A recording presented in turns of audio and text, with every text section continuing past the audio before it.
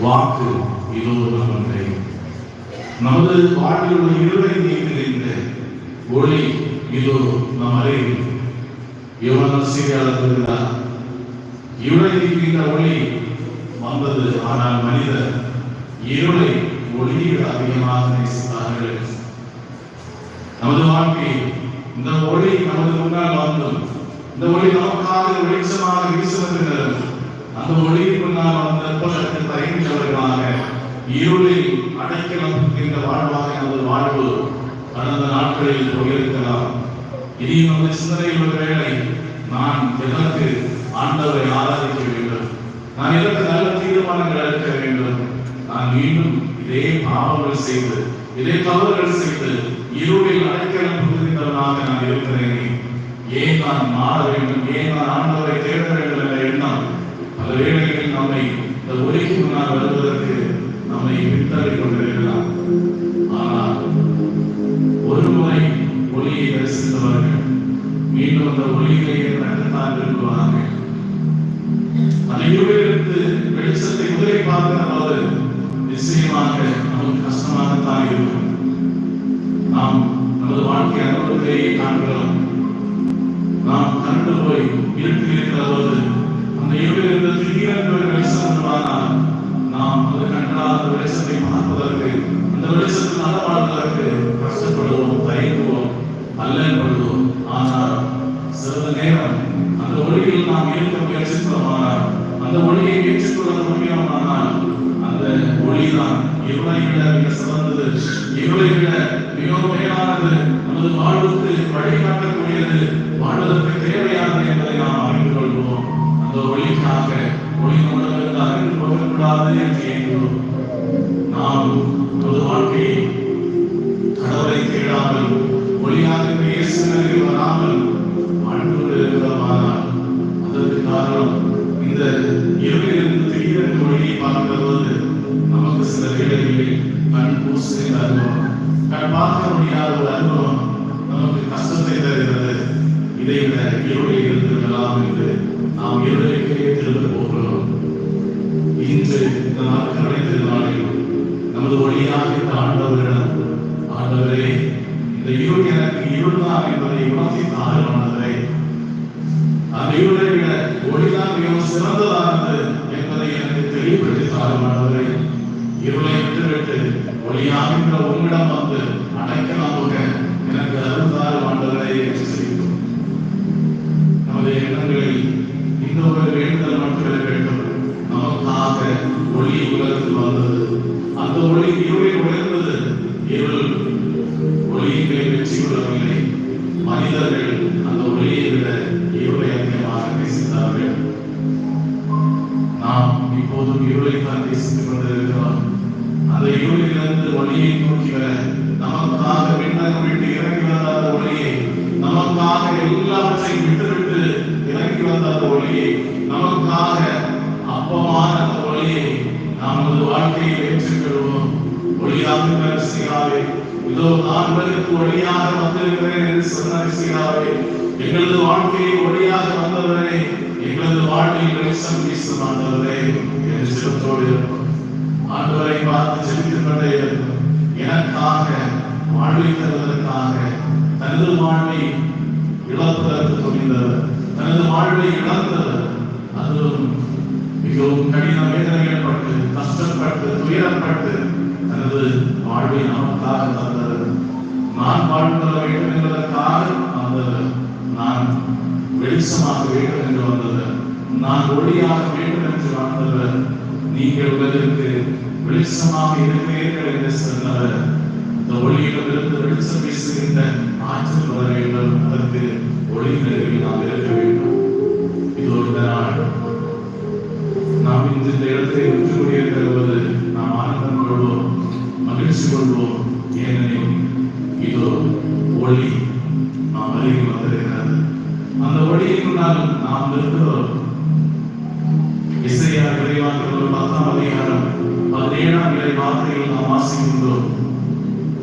இஸ்ரவேலின் ஒளியானது அவர் நெருப்பாக மாறுவார், அவர் தீப்பிழம்பாக மாறுவார்.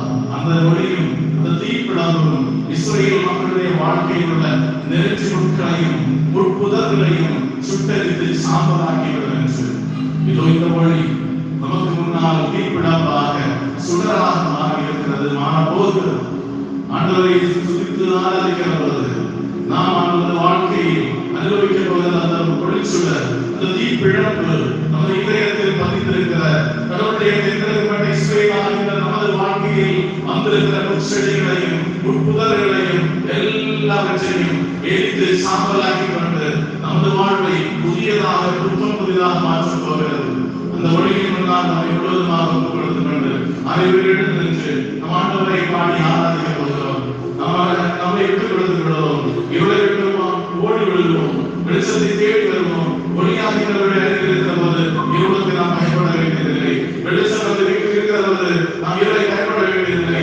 இருள் நடக்கிற போது நமது கரத்தில் பாசு இருப்பதென்றால் நாம் பயப்பட வேண்டியதில்லை. நமது இதயத்தில் நம் ஆண்டவர் வெளிச்சமாக இருக்கிறார் என்றால் இருள் இந்த அலைகளை ஏமாற்ற வேண்டியதை நாம் பயப்பட வேண்டியதில்லை.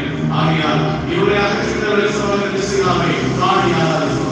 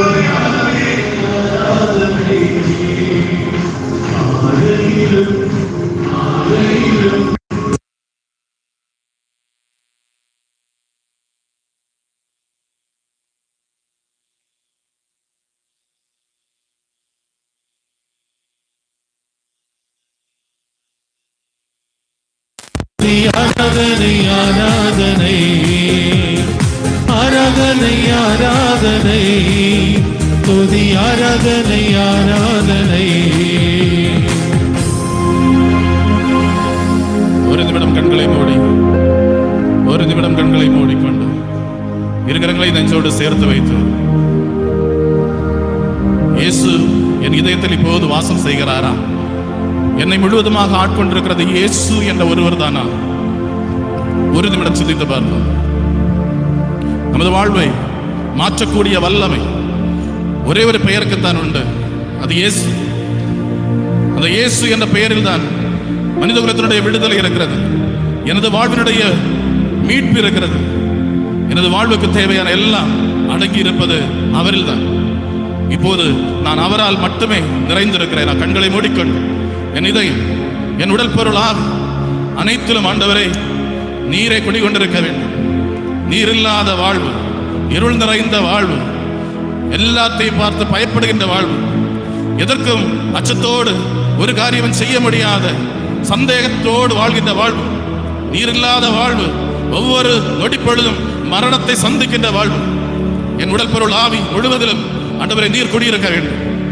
இப்போது இதுவரை ஆண்டவரே எனது உள்ளத்தில் நான் உமக்கு இடம் தரவில்லை என்றால் என்னோடு பொறுத்துக் கொள்ளும் ஆண்டவரே, என்னை மன்னித்தருளும் ஆண்டவரே, என்னை ஏற்றுக்கொள்ளும் ஆண்டவரே. நீர் தொட்டால் மாறும் ஆண்டவரே, நீர் விடுதலை தந்தால் மாறும் ஆண்டவரே. உமது ஆவி அனைத்தையும் புதுப்பிக்கும் ஆண்டவரே. உமது ஆவியினுடைய பிரசன்னம் எல்லாவற்றையும் மாற்றும் ஆண்டவரே. எனது வாழ்வு மாற வேண்டும் ஆண்டவரே. இருளுக்கு அடிமையாக இருந்தது போதும், மரணத்திற்கு அடிமையாக இருந்தது போதும், மரண பயத்தோடு வாழ்ந்தது போதும், நோய் நொடிகளை கண்டு அஞ்சினது போதும் ஆண்டவரே. இனி வாழ்வை பற்றி எதிர்நோக்கு, விடுதலை பற்றி எதிர்நோக்கு, மீட்பை பற்றிய எதிர்நோக்கு மட்டுமே எனக்கு வேண்டும். அது தருகின்ற உண்மை தேடி வர ஆண்டவரே நான் ஆசிக்கிறேன், விரும்புகிறேன். உள்ள திறந்து ஆண்டவருக்கு விட்டுக் கொடுப்போம் ஆண்டவரே. உண்மை நினையாத நாட்கள், உண்மை பற்றி நினையாத கடந்து போன எனது வாழ்க்கை ஆண்டவரே, ஒவ்வொரு நொடிப்பொழுதும் மொபைல் போனிலும் டிவியிலும் எனது காலங்களை கழித்தது. நண்பர்கள், ஊர் சுற்றுகின்ற நேரங்கள் என்று பொழுதை வீணாக்கின நொடிப்பொழுதுகள் உமது அருகில் வந்திருந்தால் ஆண்டவரே எனது வாழ்வு மாறி இருக்கும்.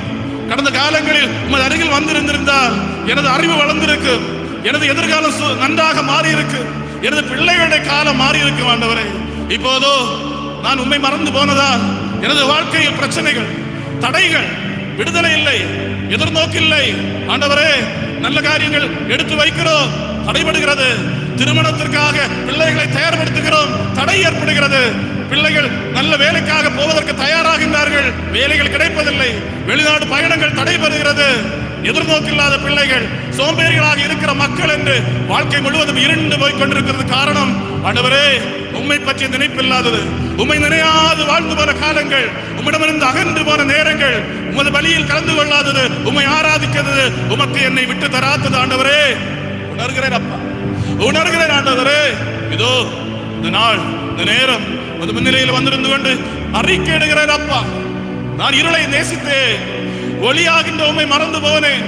இருள் நிறைந்த பல காரியங்களுக்கு எனது கண், என் காது, என் கை, என் கால், என் இதயம் என்று எல்லாவற்றையும் எல்லாவற்றையும் விட்டுக் கொடுத்தேன்.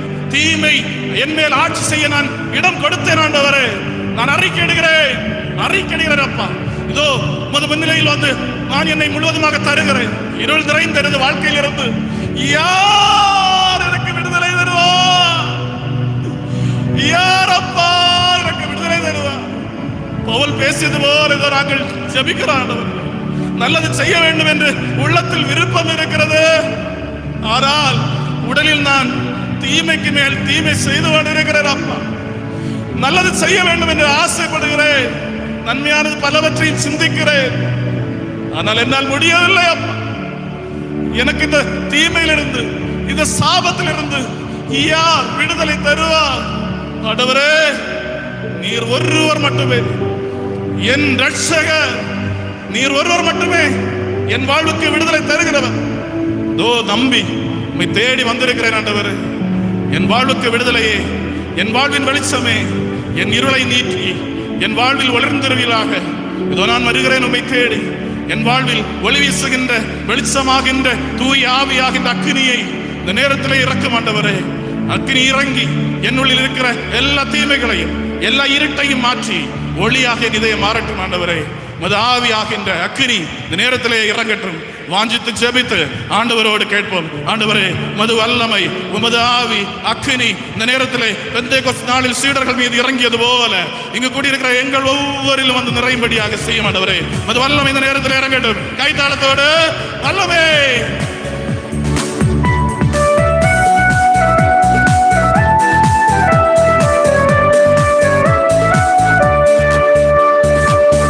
தண்ணீரே எந்த தேவாவி, ஜீவநதியே என்னில் பொங்கி பொங்கி ஊற்று. தண்ணீரே எந்த தேவாவியே, ஜீவநதியே என்னில் பொங்கி பொங்கி ஆசீர்வதியும் என் நேச கர்த்தரே, ஆசீர்வதியும் என் நேச கர்த்தரே. ஆவியின் வரங்களினால் என்னை நிரப்பும், ஆவியின் வரங்களினால் என்னை நிரப்பும். ஊற்று தண்ணீரே எந்த தேவாவியே, ஜீவநதியே என்னில் பொங்கி பொங்கி வா.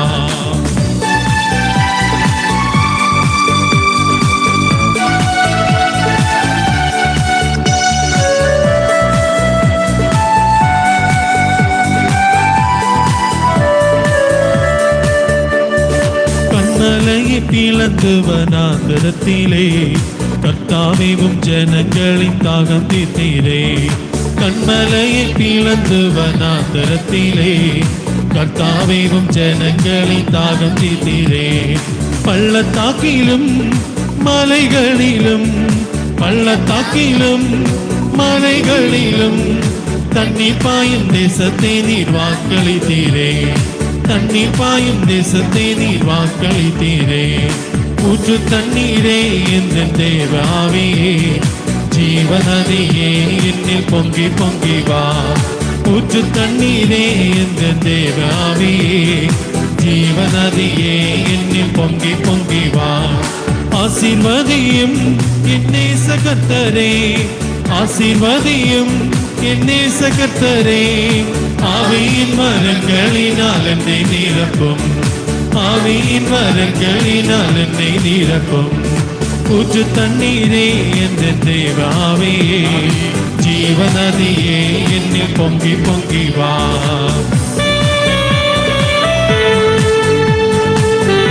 ஞானஸ்தான வேளையில் இயேசு மீது வந்து இறங்கிய ஆவியானவர் அவரை பாலைவனத்திற்கு அழைத்து சென்றார். அவரை பாலைவனத்திற்கு அழைத்து சென்றது சோதிக்கப்படுவதற்காக. ஆனால் இந்த சோதனையின் மூலமாக அவரது வல்லமையை அவருக்கு வெளிப்படுத்தி கொடுப்பதற்காக, இந்த சோதனையை எதிர்கொண்டு ஆற்றலோடு திரும்பி வந்து கடவுளுடைய பணியை செய்வதற்காக இந்த இடத்திலே தூயாவினுடைய வல்லமையால் நிரப்பப்படுகிற மக்களுக்கு உடனடியாக உருவாக போகிறது சோதனை. விசுவாசத்திற்கு எதிரான சோதனை, தனது ஆணவத்தை, அகங்காரத்தை எல்லாத்தையும் அழிப்பதற்கான ஒரு சோதனை உடனடியாக உருவாகும் என்பதை உணர்ந்து கொள்வோம். இதோ சீராக்காகமம் 2ஆம் அதிகாரத்தில் வாசிக்கிறோம். மகனே, நீ ஆண்டவருடைய பணிக்காக உன்னை தயார்படுத்திக் கொண்டால் சோதனைகளை எதிர்கொள்ள நீ உன்னை தயார்படுத்திக் கொள்.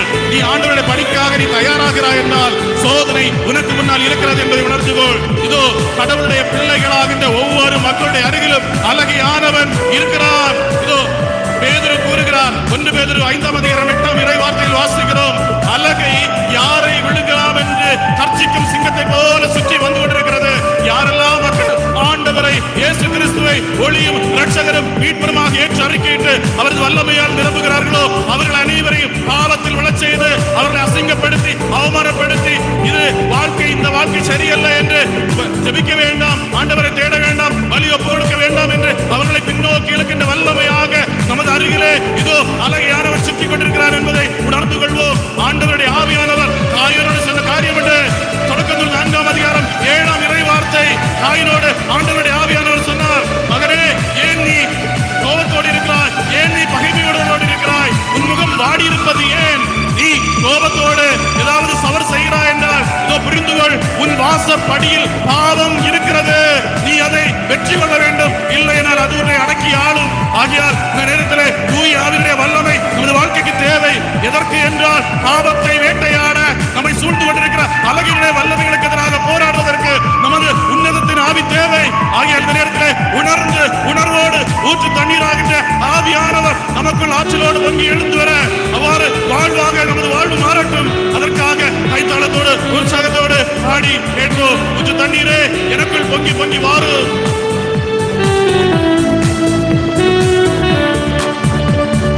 ஜீவ தண்ணீராம் இந்த நல்ல கர்த்தரே, ஜீவ ஊற்றினால் என்னை நிறைத்திடுவே. ஜீவ தண்ணீராம் இந்த நல்ல கர்த்தரே, ஜீவ ஊற்றினால் என்னை நிறைத்திடுவே. கனி தந்திட நான் செடி தோங்கிட, கனி தந்திட நான் செடி தோங்கிட, கர்த்தரின் கரத்தால் நித்தம் கனம் பெற்றிட, கர்த்தரின் கரத்தால் நித்தம் கனம் பெற்றிட. ஊற்று தண்ணீரே மகிழ்ச்சியோடு கைத்தாளத்தோடு எல்லா மக்களும் பாடட்டும். ஊற்று தண்ணீரே தேவாவே, ஊற்று தண்ணீர் ஜீவ தண்ணீரே நமக்கு தந்த ஆண்டவர் பொங்கி வா. ஆவியானவரை ஆசீர்வதியும் தாகத்தோடு கேட்பவர்கள் கொடுப்பேன் என்று சொன்னார். ஆசீர்வதியும் வாருங்கள், உங்களுக்கு இலவசமாக தருகிறேன் என்று சொன்னார். இலவசமாக நமக்கு தருகிற ஆண்டவர். ஆவியின் வரங்களினால் என்னை நிரப்பும். ஊற்று தண்ணீரே எந்த தேவாவையே, ஜீவநதியே என்னில் பொங்கி பொங்கி வா. ஊற்று தண்ணீரே எந்த தேவாவையே, ஜீவநதியே என்னில் பொங்கி பொங்கி வா. ஊற்று தண்ணீரே எந்த தேவாவையே, ஜீவநதியே என்னில் பொங்கி பொங்கி வா. ஊற்று தண்ணீரே எந்த தேவாவையே, ஜீவநதியே என்னில் பொங்கி பொங்கி வா. ஆசீர்வதியும் நேசகர்த்தரே, ஆசீர்வதியும் நேசகர்த்தரே, ஆவியின் வரங்களினால் என்னை நிரப்பும். ஆவியின் வரங்களினால் ஒன்று 8 இப்போது நிறைவேறட்டு. அதே அற்புத அடையாளங்கள் நமது வாழ்க்கையில் நடக்கட்டும். வல்லமையுடையவர்களாக நாம் அனைவரும் ஆக வேண்டும். ஆண்டவருடைய வல்லமை நமக்கு காய வேண்டும். ஜீவநதியே என்னில் பொங்கி பொங்கி வா. ஊற்று தண்ணீரே என்ற தேவாவியே, ஜீவநதியே என்னில் பொங்கி பொங்கி வா. கண்களை மூடி கைகளை கொப்பி இதயத்தில் இதே பாடல் மீண்டும் மீண்டும் எதிரொலிக்கட்டும். ஊற்று தண்ணீரே இந்த தேவாவியே, ஊற்று தண்ணீரே எந்த தேவாவியே, ஜீவநதியே என்னில் பொங்கி பொங்கி வா. ஊற்று தண்ணீரே எந்த தேவாவியே, ஜீவநதியே என்னில் பொங்கி பொங்கி வா. அப்படியே கண்களை மூடி கைகளை கூப்பி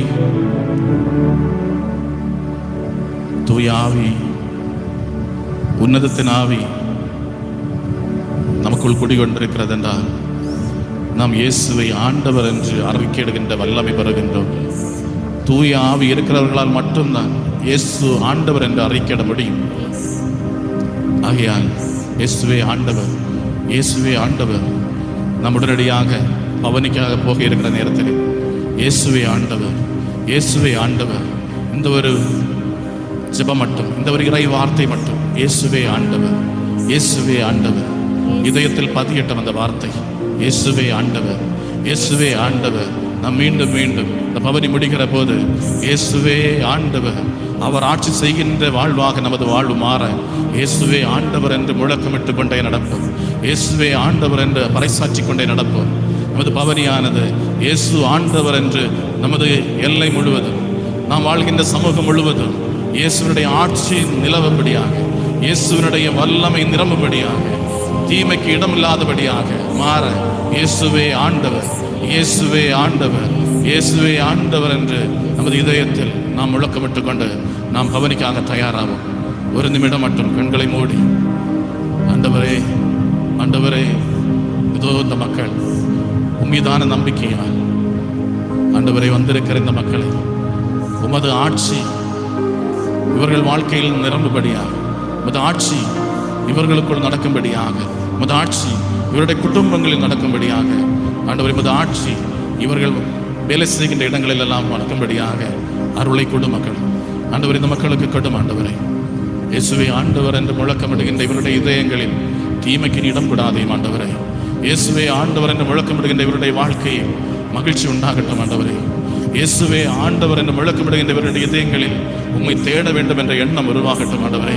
இயேசுவே ஆண்டவர் என்று முழக்கமிடுகின்ற இவருடைய இதயங்களில் ஆண்டவரே நீர் என்றும் குடியிருத்தரலும் ஆண்டவரே. உமது ஆவி என்றும் குடியிருந்தரலும் ஆண்டவரே. அவ்வாறு நல்லதை தேர்ந்தெடுக்க, தீமையை விட்டு ஓட, நல்ல எதிர்காலத்தை உருவாக்கி கொள்ள இவர்கள் எல்லாருக்கும் போதிய அருளையும் ஆசீர்வாதத்தையும் நீரை பொழிந்தருளீராக ஆண்டவரே. கண்களை மூடி இருகரங்களை நெஞ்சோடு சேர்த்து வைத்துக் கொண்டு வாரும் தூய ஆவியே, வாரும் தூய ஆவியே, வாரும் தூய ஆவே, உம் பிரசன்னத்தை வாஞ்சிக்கின்றோ, வல்லமையா என்னை நிறைத்து நீராளுகை செய்யும். வாரும் தூய ஆவே, உம் பிரசன்னத்தை வாஞ்சிக்கின்றோ, வல்லமையா என்னை நிறைத்து நீராளுகை செய்யும். ஜீவத்தண்ணீர் நீரே, எல்லா மக்களும் விசுவாசத்தோடு தாகம் தீர்க்கும் மூற்று, இது நமது அறிக்கை, விசுவாச அறிக்கை. ஆலோசனை கர்த்தரே, இணை ஆளுகை செய்யும். ஜீவத்தண்ணீர் நீரே, தாகம் தீர்க்கும் மூற்று, ஆலோசனை கர்த்தரே, இணை ஆளுகை செய்யும்.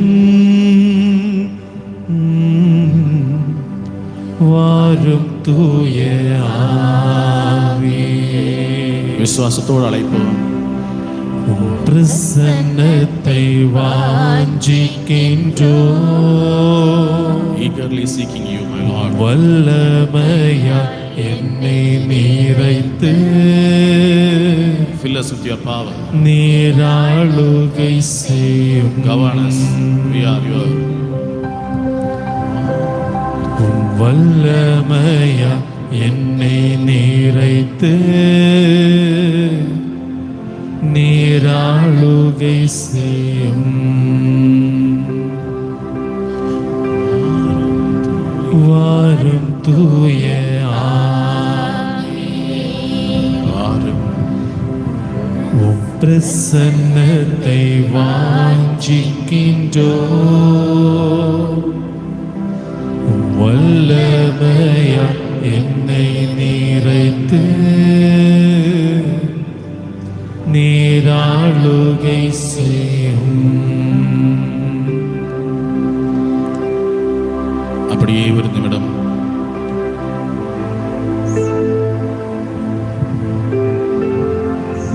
அந்த உணர்வோடு நிற்போம்.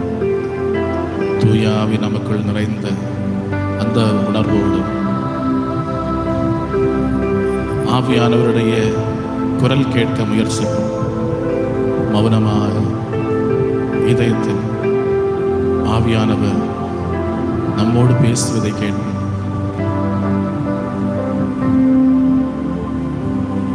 நீ என்னுடையவன் என்று சொல்லுகிற ஆவியானவர், நான் உன்னை அன்பு செய்கிறேன் என்று சொல்லுகிற ஆவியானவர், நான் உன்னை மீட்டுக் கொண்டேன் என்று சொல்லுகிற ஆவியானவர், நான் உன்னை வழி நடத்துவேன் என்று சொல்லுகிற ஆவியானவர், உனது வாழ்வு இனி விடியலாக மாறும் என்று சொல்லுகிற ஆவியானவர்,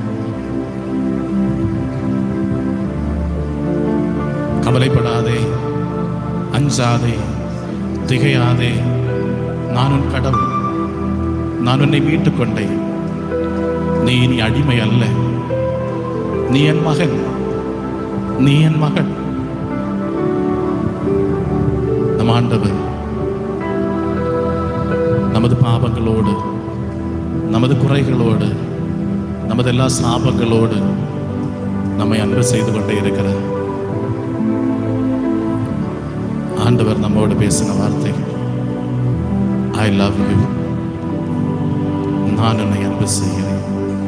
இது மனிதர் தருகின்ற வார்த்தை போன்றது அல்ல.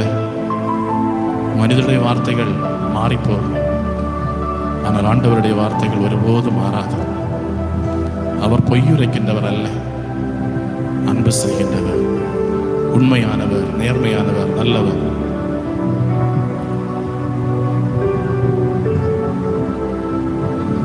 மகிழ்ச்சியோடு